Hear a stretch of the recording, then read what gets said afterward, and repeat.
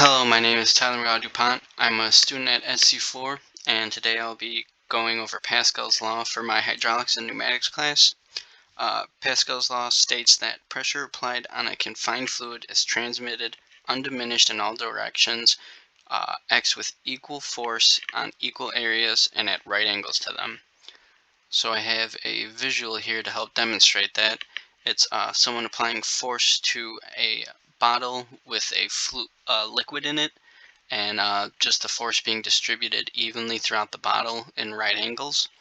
And this explains why a bottle will break if a stopper is forced into an already full chamber. Because that pressure has nowhere to go, it'll find a way out. So usually that results in the bottle breaking.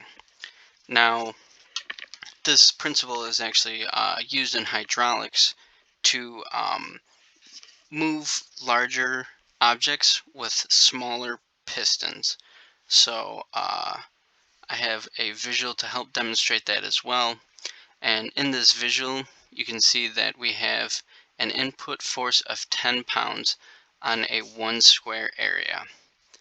This develops a pressure of 10 pounds per square inch throughout the container, and this lifts the 100-pound weight because this piston right here is 10 square inches. So down here they have the math that actually shows that 10 over 1 is the same thing as 100 over 10.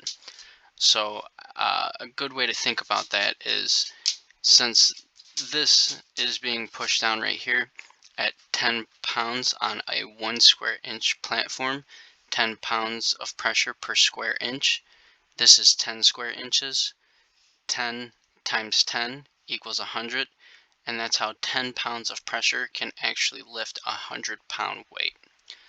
But this does come at a cost, because you're only moving this 100-pound weight up the distance of the fluid that is being displaced in this smaller chamber.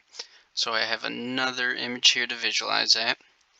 And because the small piston is displacing 10 cubic inches of liquid, that will only displace one 1 inch over here, because it is a tenth the size on this side is being displaced than on this side.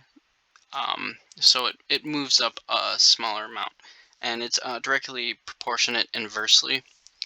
And that's because energy cannot be created or destroyed. So the large piston is moved by the liquid that the small piston displaces.